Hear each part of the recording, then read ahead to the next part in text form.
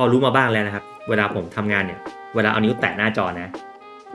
มันจะมีเมนูขึ้นมาแบบนี้เห็นไหมครับเราเรียกว่า Quick Menu ล่างไปปุ๊บอยากจะลบบางเส้นออกแทนที่ผมจะต้องมานั่งแบบกด Eraser ตรงนี้เลือกบลัชผมก็แตะแล้วก็เลือก Eraser ตรงนี้ก็ได้เลยถ้าเกิดเราจำไอ้ทิศทางของ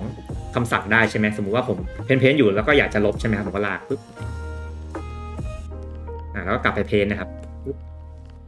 เห็นไหมครับว่ามันเร็วมากเลยเมื่อกี้คนถามเรื่องการฟลิปกระดาษซ้ายบนเนี่ยผมจะตั้งเป็นฟลิป horizontal นะครับมันก็คือการฟลิปกระดาษแบบนี้นะครับทีนี้พอเราตั้งเป็น quick menu เราจำทิศทางได้ใช่ปะลากไปทางซ้ายบนลากไปทางซ้ายบน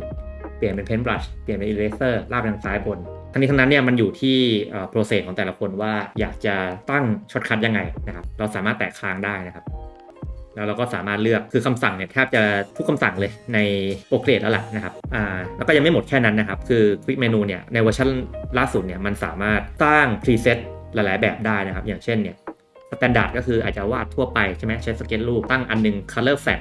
เอาไว้เทสีอย่างอันเทสีเนี่ยผมจะตั้งเป็นอันนี้เป็น Select Color ใช่ไหมอันนี้ Paint สมมติว่าจะเทสีนะครับ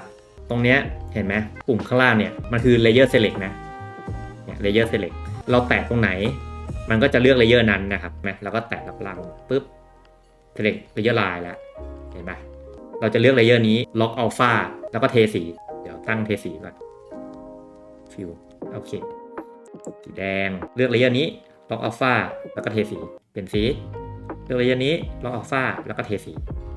เลเยอร์นี้ lock alpha เทสีก็เร็วขึ้นนะฮะถ้าจะเพ้นเนี่ยเราก็สามารถตั้งให้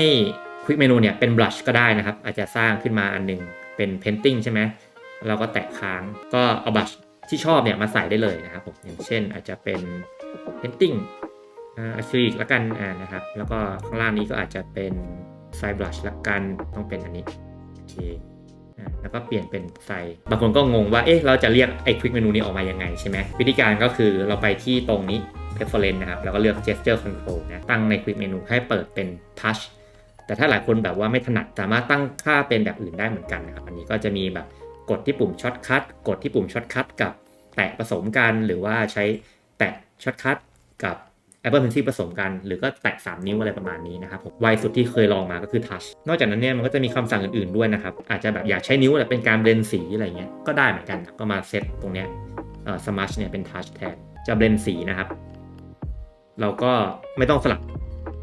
นะเราก็เขียนไปนี้จะเป็นสีก็คือใช้นิ้วถูเลยอย่าลืมว่านิ้วเนี่ยมันไม่มีแรงกดนะครับเราก็ต้องมานั่งแบบว่าเซตบลัชให้เรียบร้อยก่อนตรงนี้เห็นไหมคือมันจะดีมากถ้าเกิดแบบเอาไว้ใช้สเก็ตรูปนอกสถานที่อะไรอย่างเงี้ยนะจบ Quick Menu นะครับผมแล้วก็ Gesture Command เป็นไงอันนี้เคล็ดลับที่หลายคนไม่รู้เป็นฟีเจอร์ที่ใช้แล้วแบบติดใจ iPad ไปเลยนะครับ